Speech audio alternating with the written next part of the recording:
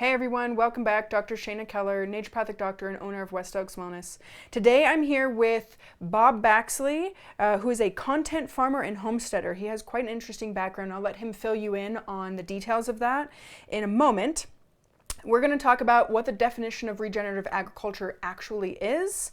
We're going to discuss, and this is going to be, kind of interwoven together, nutritional content of the soil, the microbiome, and glyphosate before we finish up the episode today. So Bob, will you give a little introduction? You bet. So my name is Bob Baxley, and my business is Radical Gastronomy. And I have 22 years of experience as a professional chef in high-end restaurants and resorts. After I left the restaurant business, I got into the natural building space for a few years and then became a homesteader and farmer in kind of response to the 2008 financial crisis and concerns over providing for my family in a system that I was rapidly losing faith in. And so realized that, one could become a prepper and live off of canned chili for the rest of your life, but there is a limit to which preparation can provide for your ongoing life, and realized that producing my own food was critical, and then educating myself on the problems that exist within the food industry, and as that relates to our health, realized that the only move was to become a homesteader. So I've been homesteading in one form or another for about 15 years at this point, and my wife and I have a little 22-acre farm outside of Hotchkiss, Colorado. Awesome. That's great. Sounds like wife's on board too? Yes, wife is on board. Love that. You bet. It's always good when the team works out. So there's a lot there. There's like food. You saw the industry and then you were like, hey, we can be preppers. And I see a lot of that as a problem because my grandma and her son, my uncle, are both preppers, and they have like a room full of food. Right. But do they ever circulate it? Right. What happens if the batteries are exposed, right? It's not actually practical. Or I took a herbal first aid wilderness class, and he was originally, the herbalist was originally focusing it on preppers, and he'd be like, oh yeah, I have all of these seeds and I have no idea how to farm. Literally barrels of seeds. And it's that's not actually that's useful. That's just taking resources and hoarding them and not using them, and you're just wasting them ultimately. Right. And the issue of how to farm is such a complex issue.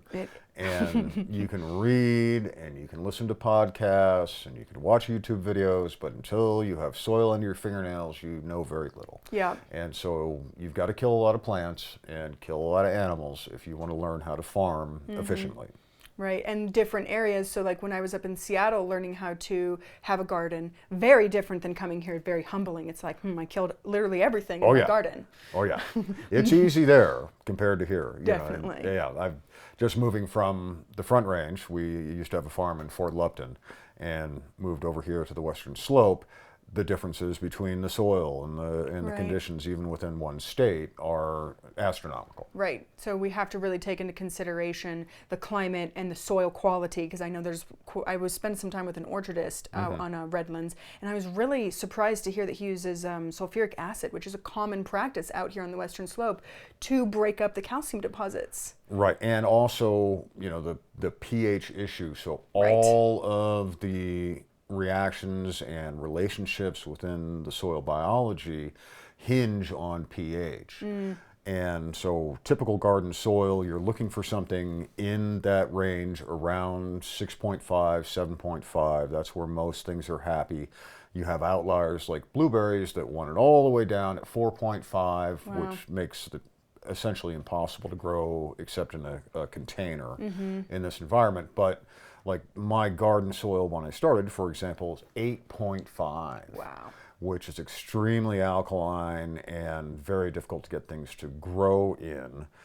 Now, myself, I'm pretty strict about using no-till practices, because the tillage of the soil is very detrimental to the biology within it, mostly in the fungal kingdom.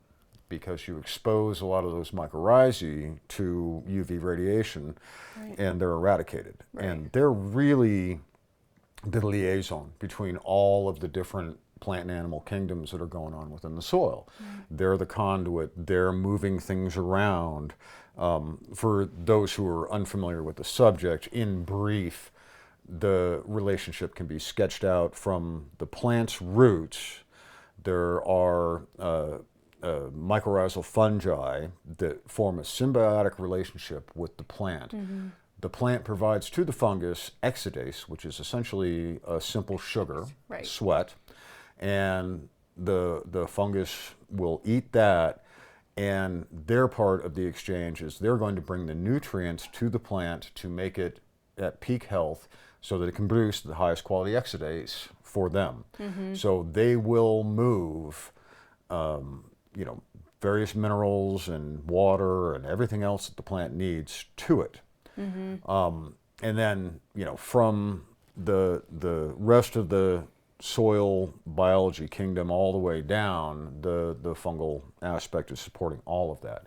But when you turn it over, you're pulling that mycorrhizae and the hyphae and whatever else to the surface where it's eradicated. And if you do it season after season after season, a lot of the benefit that one gets from tillage is at the cost of about 30% die-off within the whole soil microbiology kingdom. And so it is off the cadavers of nematodes and bacteria and fungi and whatever else that the plants are then thriving. But it's like any other addiction. If you start doing it, you kind of need to keep doing it. Right. And then you're always turning up new weed seeds to the surface where they can germinate.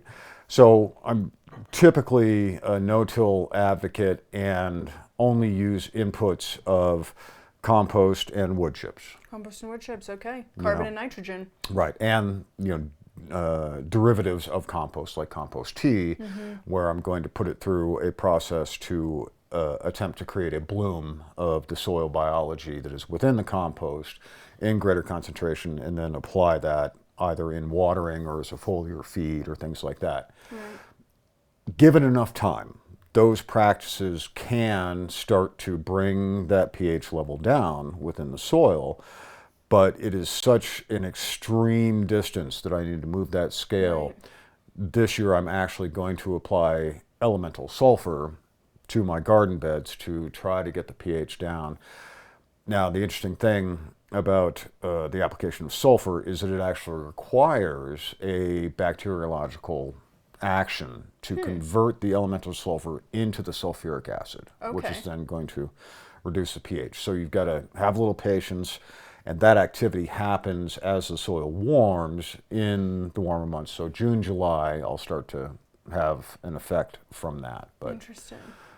it's, So what I'm hearing is you're adding in things that would naturally come from someone that has a homestead or a small like hobby farm, if you will. You got some chickens, you got some goats, you got some horses, or whatever animal that's having feces, and then you're applying that to your soil.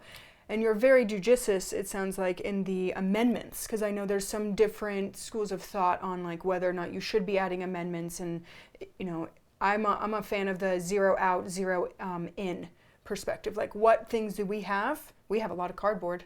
Cardboard is a great carbon source. right. My husband was the first person that brought to my attention that tilling was a problem, and I was like against it. I was like, so we did a comparison. Right. We did my garden that I tilled up, and then we did the cardboard, and like it was night and day difference, the quality of the plants. Plus, didn't have to pull weeds. Right. Talk about being lazy. Like Right. regenerative agriculture is sort of like lazy farming. It's not exactly, but Right, right. And, it's easy to romanticize, Right. Fukuoka's work in the One Straw Revolution over in Japan and do nothing gardening.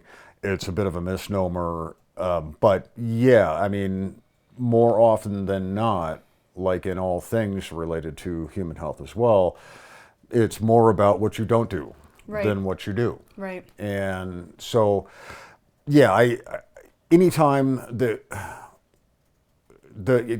common advice when you're beginning a garden and a beginning gardener is to get a soil test, take the test to your local extension office, and they will prescribe to you what elemental things to add in what rates to get it into this line and the other, and it works. However, it is not the most robust approach over the long term. So if we're talking about this season, if you follow that prescription, and just like a human being taking a bunch of pharmaceuticals to address whatever the symptoms are, or supplements, you know, it's going to work for this moment in time. But the question is, all right, well, what is the best long-term approach for the biome within the soil? And really, that is supporting the natural functions and relationships. And when you add things in refined concentration, you're going to skew the environment within the soil. That is going to disadvantage the biology, even if it's increasing the presence of a mineral that a plant needs. Then there is also the question of bioavailability, and that in many ways goes back to pH. But really, to have the most robust, enduring health within your soil, if you can simplify your inputs down to animal manures and carbon, then you're going to have the best results long term. There's also a very interesting relationship between sugar within the sap of a plant and the plant's overall health. So most American crops, if you take a sap measurement, and you can use a refractometer like you would in brewing to determine the Brix level of sugar within that sap, most of the commercially farmed American plants are going to come in 3.5 to 4 Brix, which is essentially almost dead.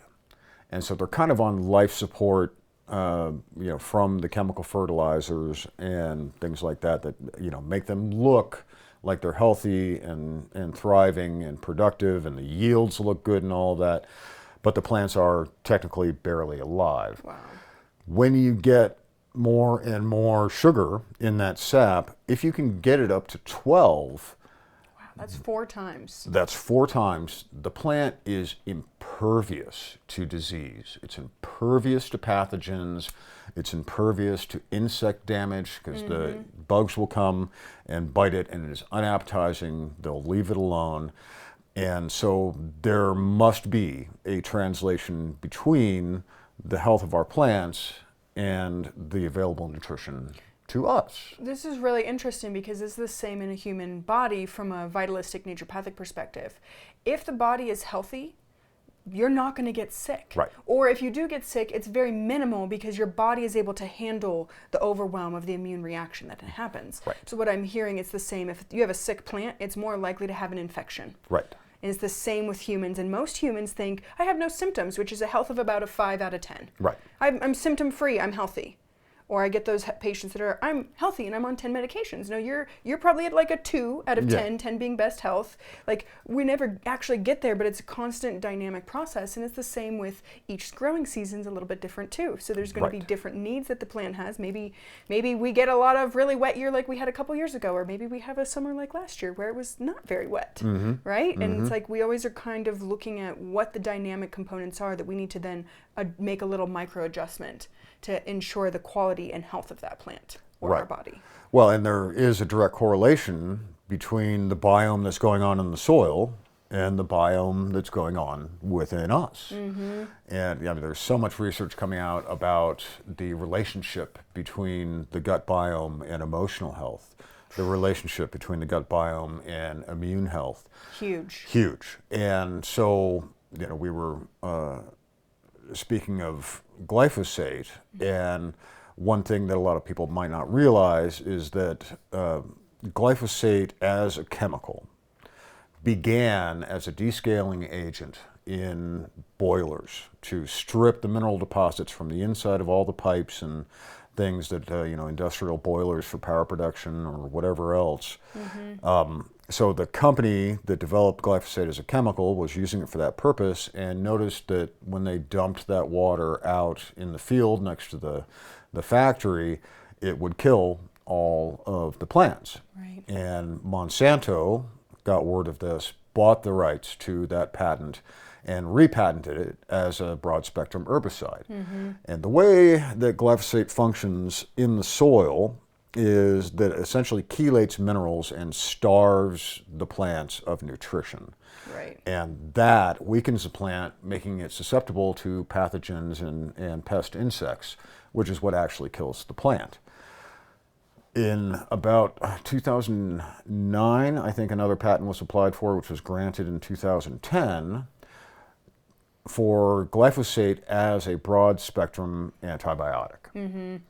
It kills all life, except for E. coli and salmonella. Yeah, and I'm guessing it's not the good E. coli either. It's E. coli that makes you have the shits. Exactly. Yeah. Exactly. It's the one that ends up, killing children in America every year, and infecting romaine lettuce crops for some reason. And the reason for that is usually the concentration of manure effluent from concentrated feeding operations. There's a rain event, the lagoon overflows, that product goes downhill. So if we've got animals in confinement eating GMO corn and soy saturated in glyphosate within their internal biome, all the beneficial bacteria are eradicated, leaving room for the E. coli and salmonella to flourish.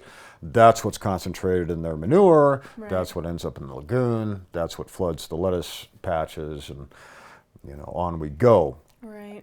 So when we think about the standard American diet, so much of it relies on the corn and the soy, number 1 and 2 crops, around the country every year. That's what most of our agriculture and our subsidies are geared toward the production of.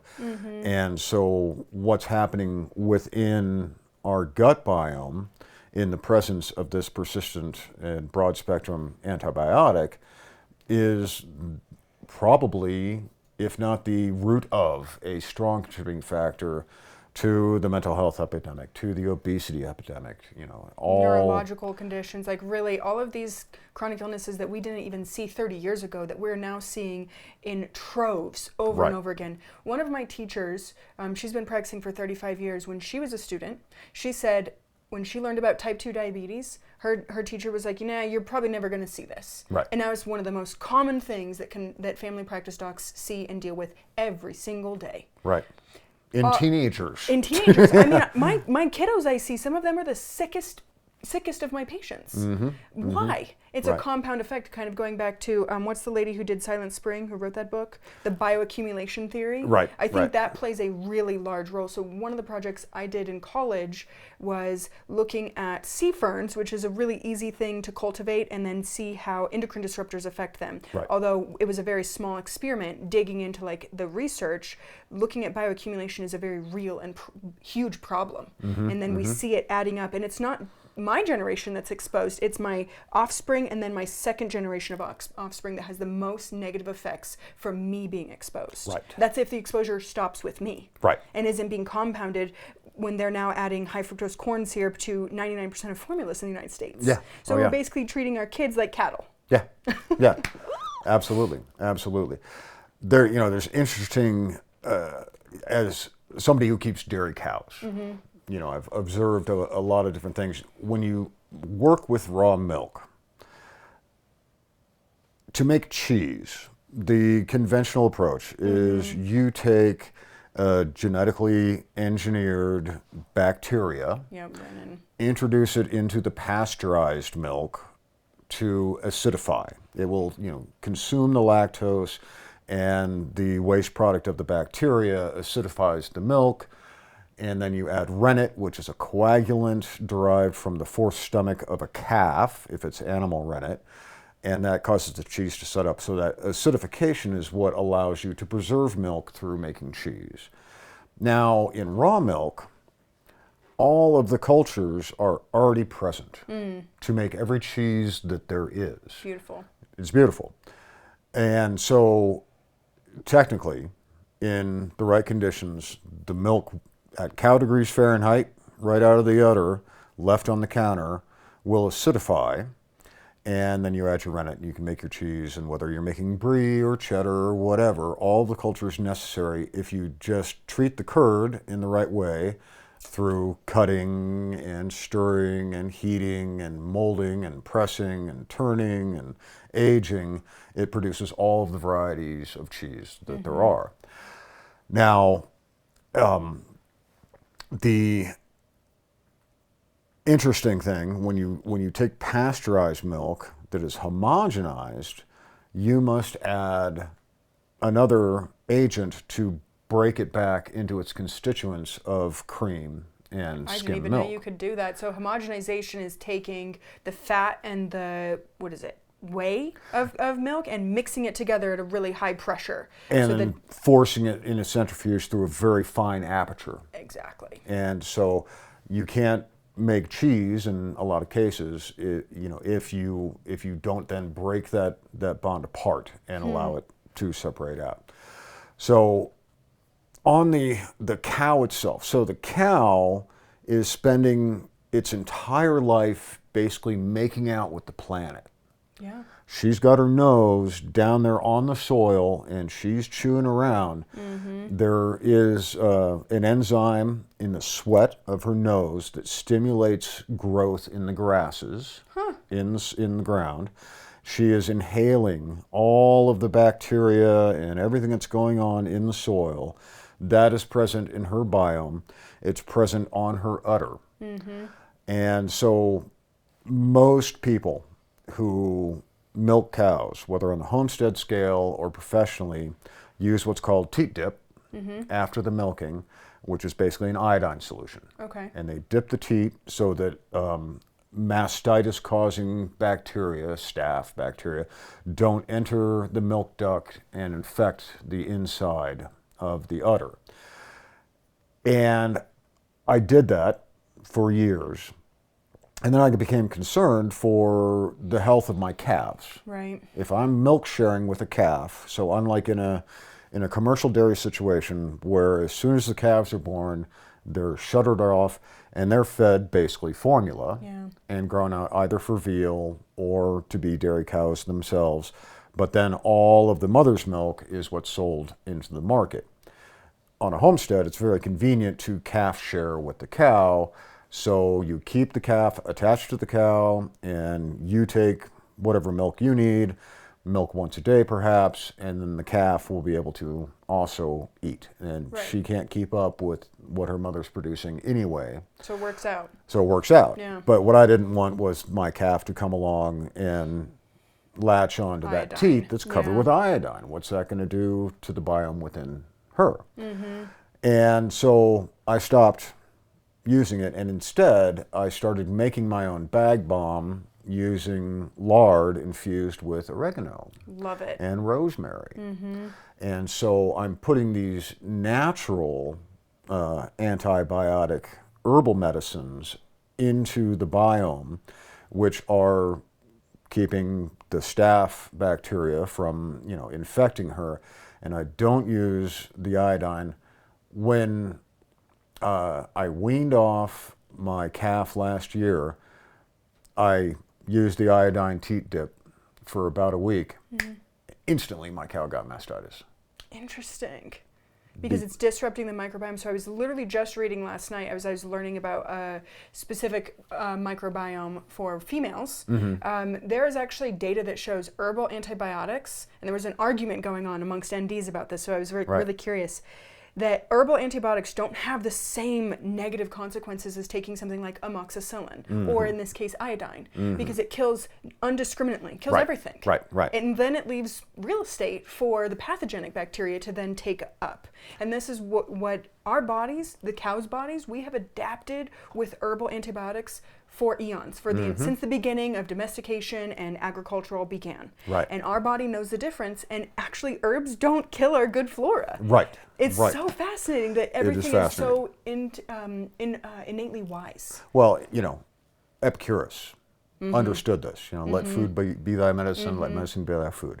And so this is an ancient understanding, and we've gotten so fancy with our pharmaceuticals and the issue of antibiotic resistance. Oh my God. Now, this is a little known practice, but antibiotics are fed to pigs prophylactically in their confinement feeding operations, not so much to prevent disease, although that's one reason that they're just fed prophylactically, but it also causes weight gain in the pigs. Really?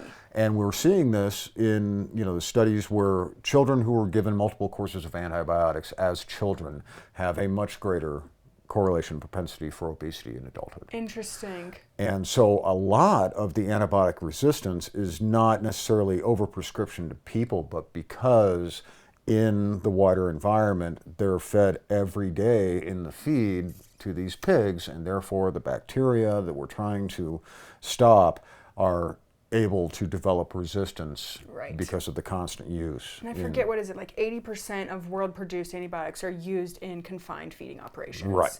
And so then that is actually becoming a major problem. Like I've seen already in my lifetime, I haven't seen it clinically, but there was a case of multi-drug resistant gonorrhea. That's not something I personally want to deal with. We shouldn't have that in our society. Definitely not. Yeah. I do think antibiotics have a fantastic place of keeping people alive that have sepsis, but we are abusing them. Oh, you have the sniffles. Oh, you want your pig to be fatter. Right. It's just like we're being ridiculous at this point with our use because it's convenient. Right. Convenience has a cost, though.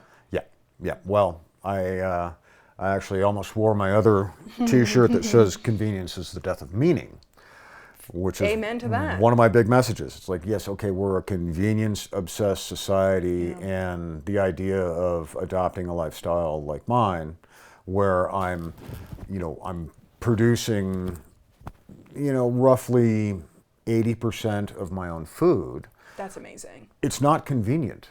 It takes a lot of work, a lot of planning, many hours, and that sort of thing. But my food is so much better than what you can have, from the grocery store. There's no question. And it hurts to go back and eat from the grocery store after all summer I've been eating from local farmers. Right. And it's like, this is like kind of gross. It's pretty gross. I hate that. It's pretty gross. It's like, get spoiled living out here in the banana belt of Colorado. Right. But it's not just the improved nutritional profile. It's not just the improved flavor and aroma and color that you get from producing in that way that is a soil-first approach, where the plants, have a much broader nutrient spectrum within them and all of that. It is the experience of being in the garden, of milking the cow. And, you get down into a squat position to milk the cow, and everything changes. Whatever stress you were dealing with, the energy, the vibe coming off that cow changes your brainwave pattern, and it's like meditation or another Zen state while you're doing that work. So the benefit of all of that, and observing the relationship between the butterflies and the tomato plants and the earthworms and all these things, that's where the meaning is. Right. It's not convenient, but it's meaningful. It is meaningful. And how many people are dealing, and I had a conversation with another colleague a few episodes ago talking about half of our problem is we don't have connection. We don't have connection to anything anymore. Right. Everything is so disjointed. We don't even have a connection to our own damn body, let alone the earth, let alone our food. When kids are thinking carrots come from the grocery store, we have a capital P problem. Oh yeah. Well, and this is kind of the Western man trajectory is to escape the natural world. Right. We're above it. Right. To pave everything over, build these boxes that we can keep at 72 degrees year round, get out of the sunlight, and remove ourselves from nature. Put, rubber-soled shoes on our feet so we're not electromagnetically connected to the entire planet, and, try to divorce ourselves from what is nature. And, most social ills, I think, can be tied directly to that disconnection. I think you're correct. With the amount of anxiety and depression this country has, the rate of antidepressant, or they're calling them anxiolytics, even though they're still SSRIs, that people are being prescribed in this country, it's insane, without even looking at basic things. Like, what are you eating? Yeah. What is your nutrient? Are you getting enough protein? That's something I see all the time. I think I've had maybe one person in my entire practice so far that was eating an adequate amount of protein on a regular basis. Right. Most people are under eating because meat's bad for you, quote unquote. Yeah. Right. Like, yeah. And we were discussing before the camera started, animal flesh doesn't have glyphosate in it. So it actually is a little bit better for you in that way because you're getting a high nutrient dense food and you're avoiding the negative consequences of high glyphosate, Right. which is a broad spectrum antimicrobial, broad spectrum to us also, Right. killing our microbiota Yeah. and really negatively impacting our health in many, many ways. Right. Right. I hope to look back in maybe 30 years, I don't know if it'll be that quick, but in 30 years that, hey man, remember those practices we were doing and how terrible they were for the environment? It was so silly. We'll It was look so at it silly. like leeches and lobotomies and, you know. Right. Right. Although leeches do have medical benefit for people with hemochromatosis. I'm not anti-leech. No. Yeah, but I mean, there's an interesting experiment that your listeners can perform if they want to understand a little bit about this balance of the biome just with regard to skin. So That's a good one. we have huge industries around personal care and beauty products and soaps and deodorants and all these things. So there are a lot of issues with deodorants and aluminum and all these different things. Soap versus detergent. Soap versus detergent. And so if one stops using soap in their armpits and also stops using deodorant for about 2 weeks, you're going to offend yourself. Oh yeah. But after that, the natural biome on your skin is going to repopulate and you will not have body odor. Yeah. I took about a month when I was traveling, and it took me about a month before I stopped smelling horrid. Right. And that also coming from a place of I had a lot of chronic illness. I was on 10 medications, and when I went traveling, that was kind of like my detox, if you will. Right. Like, right. let all this garbage go. Like, what do you actually need to bring with you? Because you only got a 30-pound pack that I was willing to carry. Right. Right. Yeah. So I mean, it's kind of the same metaphor with how we're treating our soils in our own gardens and more broadly, in the industrial farming space. Yeah. Where just like the soap and the deodorant, we're coming in with this death spray and killing everything in the soil.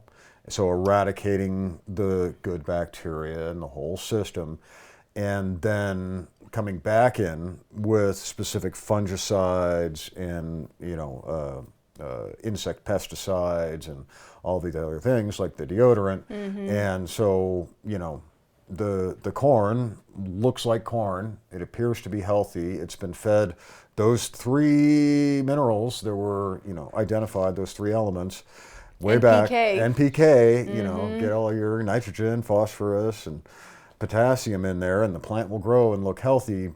But there are 57 other elements that are necessary for true plant health. And so, yeah, I mean, we're the convenience of all of these sprays and applications, it seems much easier than regenerative agricultural techniques where you're not going to disturb the soil, you're going to reintegrate animals into the operation so that their waste is going to fertilize. And let's not discount the transfer of the cow eating the grass off the ground into their rumen, into their digestive tract, out of their digestive tract, re-supporting the biology that's happening. Stomping it into the ground, kind of aerating it. Right, the disturbance of their hooves. And interesting thing about cows is, boy, they really like to level. They like to walk on the contour, just like on the topographical map. If you look at the paths that they create, they're on level. And so just that path, when it rains, the water is flowing contour, perpendicular to the contour, leaving the property as fast as possible until it gets to that little cow path where it stops and infiltrates in. There's actually been an interesting phenomenon on my farm. So I started running cows on my place in 2020, and I rotationally graze. I don't do daily moves. I've got a small herd, So I'll, basically use poly wire to electrically fence off a paddock where they'll graze for about a week, and then I'll move them. And I was able through that rotation basically watching what's happening with the grass, because it's going to grow at radically different rates, mostly dependent on how many daylight hours we have at a particular point in the season. So I just basically move them when they've eaten about 50% and stomp down the other 50%. So I've always got a good armor on the soil of biological material, move them up. But I was able to run them through this 3-acre pasture 8 times last season, whereas the first season that I had them in there, I only ran them through there 3 times. And that's all it would support. Now, in this valley, most of our irrigation is through flood irrigation. We've got all these ditch systems. And so in my system, I've got a ditch, water flowing through it, and I'll dam off a portion and flood it onto the pasture. And then there are field marks that carry the water out to the edge of the field.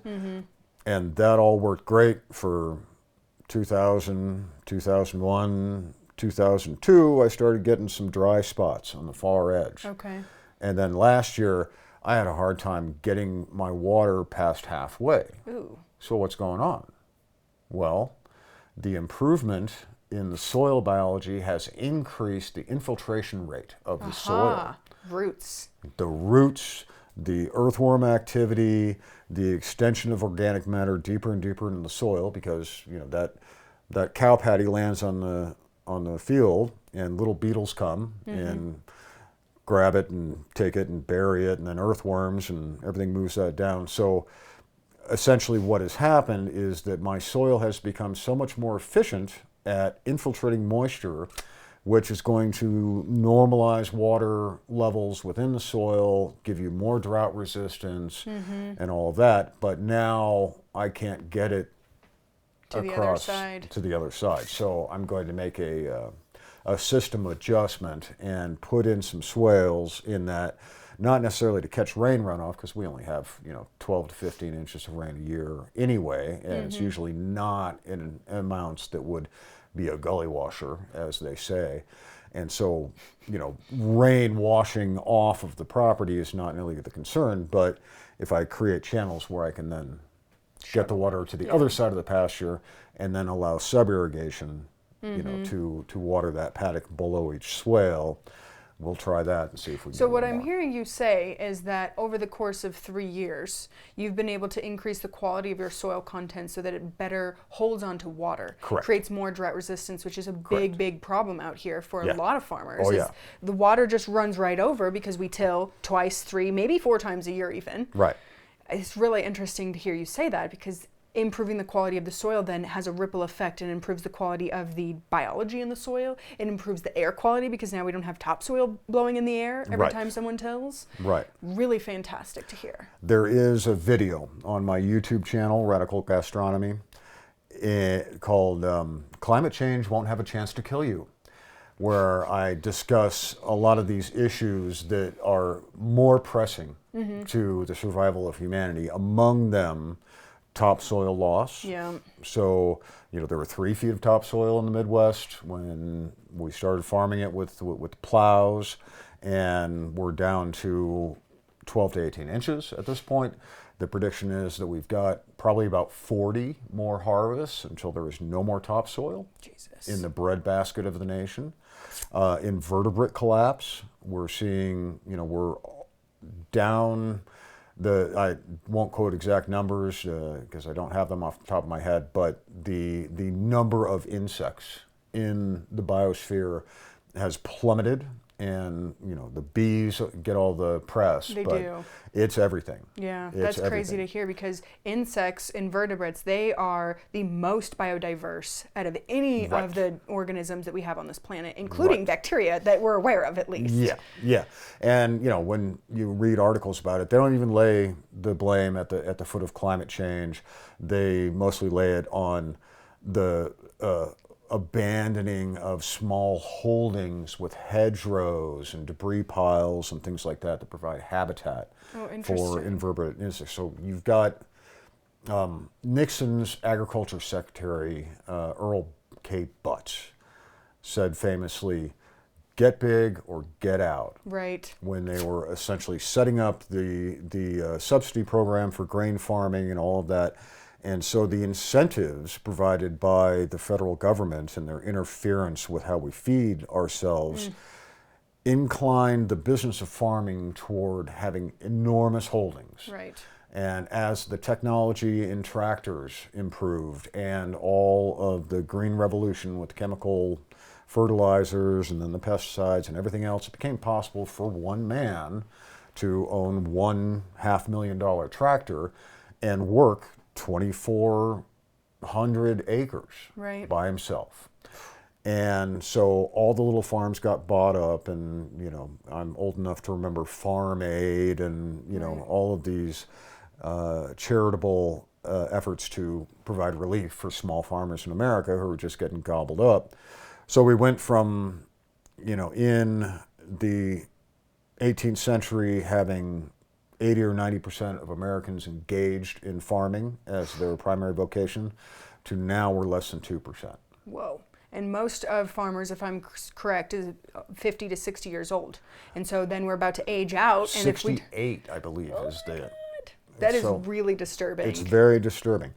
So back to the soil infiltration, in that video where I run through these other threats, I have video showing subject property in Boulder County. It's right on the edge of Boulder County where it meets Weld County. Okay. Little farm, and they cover crop, and they don't till, and they have a diversity of plantings. And they're surrounded, this little postage stamp of a farm, surrounded by these GMO corn soy operations, which are actually owned by Boulder County and leased out to farmers. And during a rain event, you can see that GMO soil is just sloughing off brown, foamy water. And so it's full of glyphosate and whatever else, but that foam is actually glomalin, which is the substance that is produced by the soil biology that allows soil structure to occur. Whoa. So instead of having clay, you have loamy, rich soil, and like black cottage cheese. Right, so that's where you're getting your ability for the soil to infiltrate water, is that healthy biome within it. Right. And so a sample taken from that GMO pasture and a sample taken from their garden, side by side, simulate a rain event in what's called an infiltrometer. And so it's basically measuring not only the amount of runoff, but the amount of infiltration and the characteristics of that runoff. So what runs off of the healthy garden soil is crystal clear. Yeah. And very little of it runs off. Whereas almost all of the rain runs off of that dead soil. It's muddy and it's foamy. So when we think about, one of the other issues to consider in maintaining our entire society, aquifers.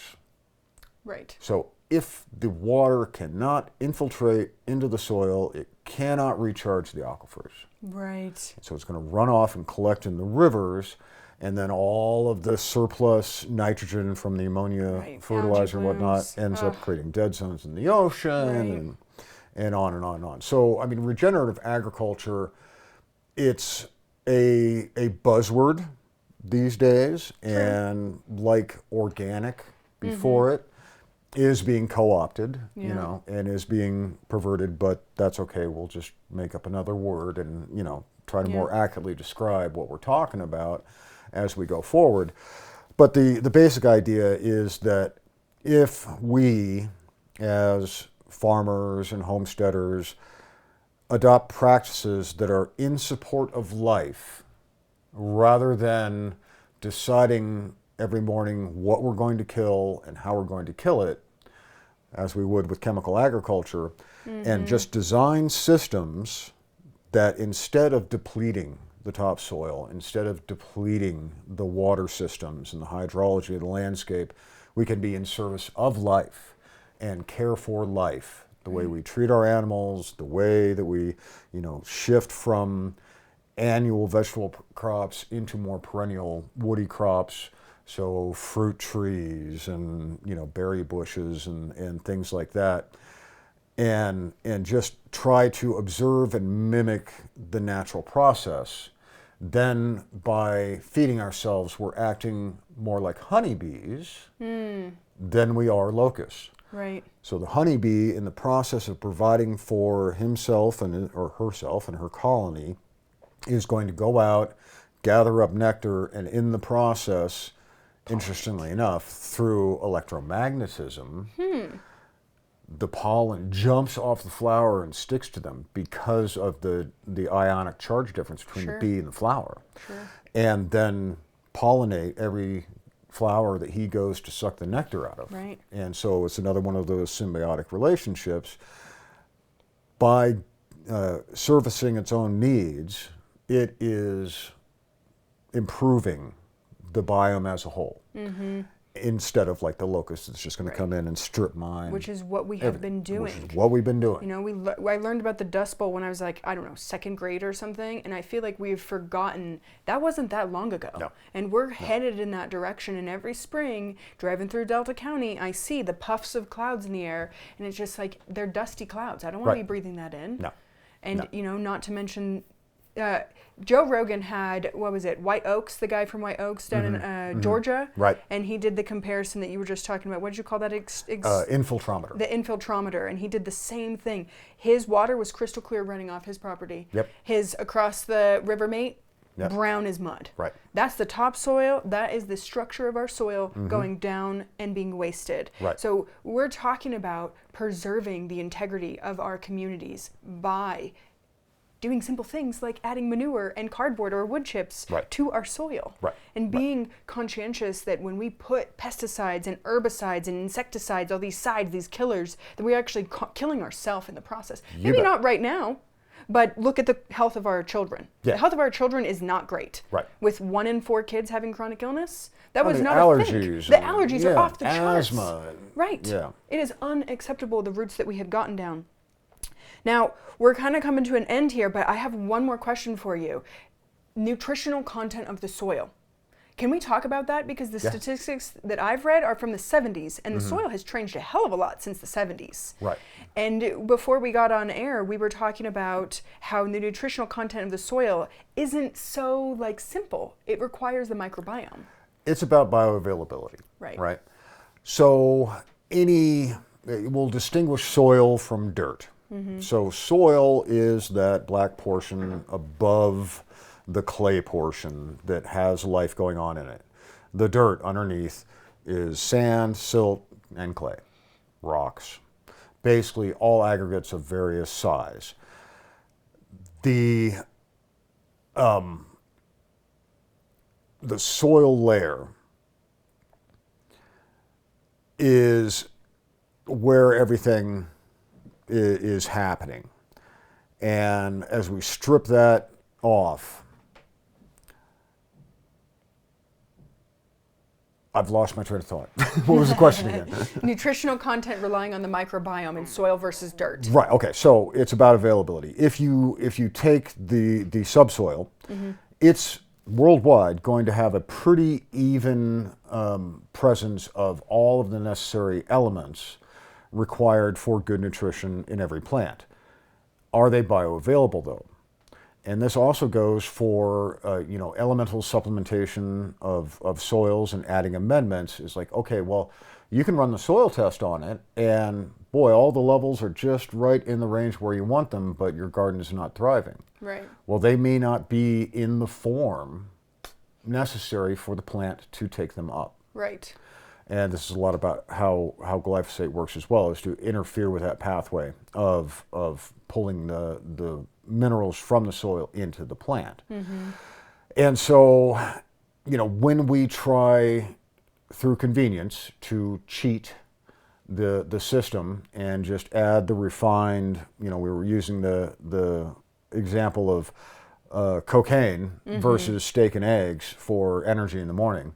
You know, the way that we're farming is essentially by just put a bunch of cocaine on it and it looks like it has energy and it's vital. Right. Whereas it does not, you know, have, and an addiction is developed. So as you're introducing things like nitrogen fertilizer, the things in the soil that make bioavailable nitrogen for plants atrophy and are disadvantaged within the biome.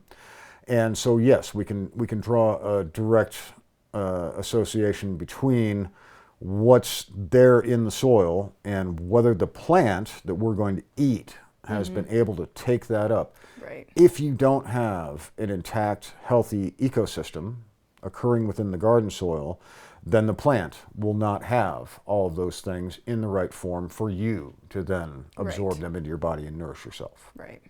Right.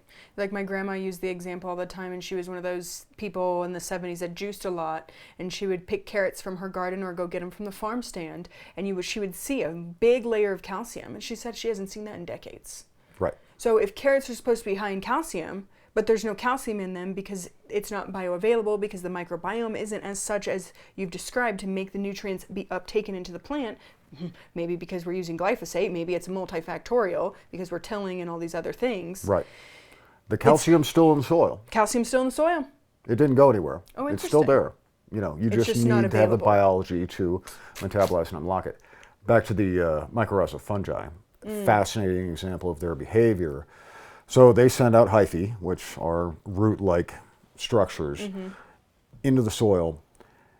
When you have clay, it's essentially in little platelet-like discs Okay. that stack up on top of each other. Okay. And that's what makes it impervious to water, you know, resistant to water and all those sorts of things.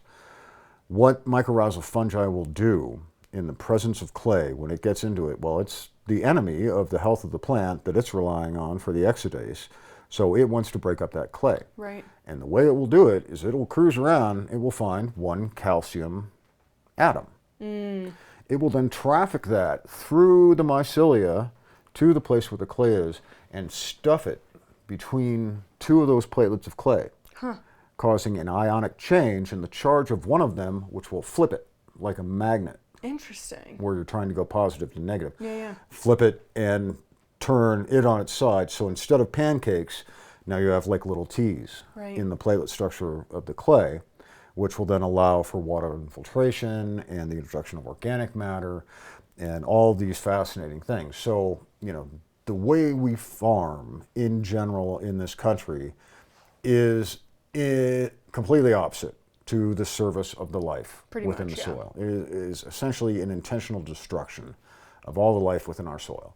And so regenerative agriculture in general is attempting to reverse that thinking, and rather than kill everything that we don't like at the cost of everything that we rely on, we're trying to serve all of those beneficial things in the best way possible to improve not only the health of the soil, but all the plants that live off of it, all of the animals that eat those plants, and all of the things that we ate to reharmonize our connection with the natural world, rather than pretending through hubris that science is the answer. Right, we to need all some of that. fancy chemicals.